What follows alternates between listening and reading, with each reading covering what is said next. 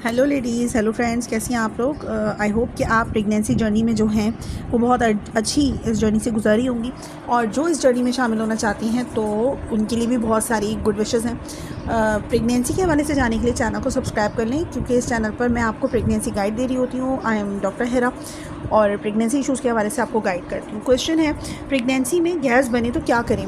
क्योंकि जब आपकी प्रेगनेंसी होती है तो शुरू के जो 3 महीने होते हैं इसमें ब्लॉटिंग होना बहुत नॉर्मल है, और ख़वातीन जो होती हैं, लड़कियां होती हैं जो नई माएँ बनती हैं, तो वो थोड़ा घबरा भी जाती हैं कि पेट इतना फूला फूला क्यों लग रहा है, गैसेस बन रही हैं, डकार आ रही है, बर्पिंग हो रही है, और जो है वो फ्लैचुलेंस हो रही है।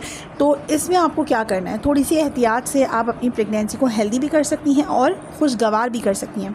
तो इसके लिए आपको क्या करना है कि सबसे पहले तो उन चीज़ों का इस्तेमाल आप, ख़ास तौर से जो शुरू के 3 महीने होते हैं इसमें ये प्रॉब्लम ज़्यादा होता है, एंड देन उसके बाद जो सेकेंड ट्राइमेस्टर होता है, जिसमें आपका चौथा, पाँचवा, छठा महीना होता है, इसमें आपका एक हैप्पी टाइम होता है, इसमें नहीं होता आपको।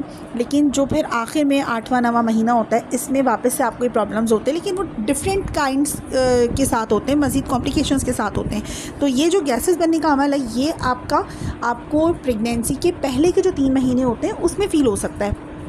आपको क्या करना है, ऐसी डाइट लेनी है जिससे आपके पेट में जो डाइजेशन है वो प्रॉपर हो सके।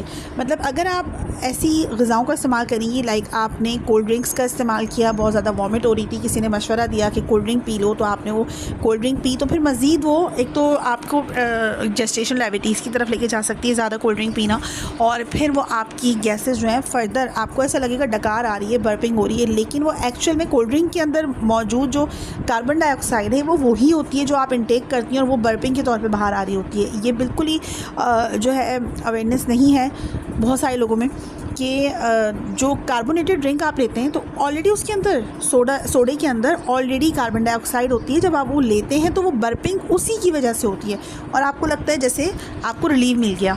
तो किसी भी तरह से कार्बोनेटेड ड्रिंक्स जो होते हैं वो आपके लिए हेल्दी नहीं है, एक नॉर्मल बंदे के लिए हेल्दी नहीं है, तो फिर एक प्रेग्नेंट औरत के लिए कैसे हेल्दी हो सकते हैं। तो आपको कार्बोनेटेड ड्रिंक से अवॉइड करना है, ऐसे खाने जिसमें फ़ैट ज़्यादा हो, तले हुए चर्बी वाले खाने, घी वाले खाने, इससे अवॉइड करना है। तो बर्पिंग भी होगी, फ्लैचुलेंस भी होगी, और फिर हज़म भी नहीं होगा, डाइजेशन भी नहीं होगी। तो आपको हाई फैट फूड से अवॉइड करना है, कार्बोनेटेड ड्रिंक से अवॉइड करना है। आर्टिफिशियल स्वीटनर्स जो होते हैं, यानी जो आर्टिफिशियली मसनूई जिसमें मिठास होती है, कैंडीज़ हैं या जो कलर वाले मिठास वाले होते हैं, केक्स होते हैं, इन सब चीज़ों से अवॉइड करना। जो बेकरी आइटम्स होते हैं ना, ये भी आपको बहुत हद तक जो बिगाड़ होता है ना आपके जिस्म के अंदर डाइजेशन का, वो कर देते हैं। तो बेकरी आइटम से अवॉइड करना है। और कुछ ऐसी सब्ज़ियाँ होती हैं जिससे गैस बनती है, तो ऐसी सब्ज़ियाँ जैसे कि बंद गोभी हो गई, फूल गोभी हो गई, इस तरह की जो क्रूसीफेरस वेजिटेबल्स होती हैं, और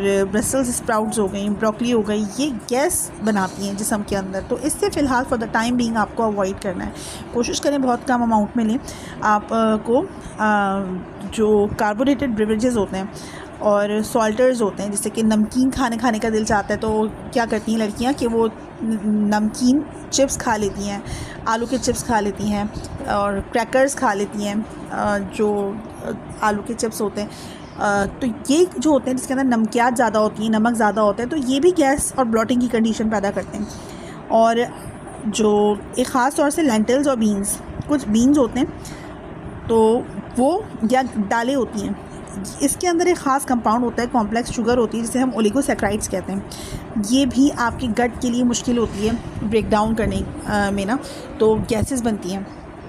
तो आपको इन सारी चीज़ों से अवॉइड करना है।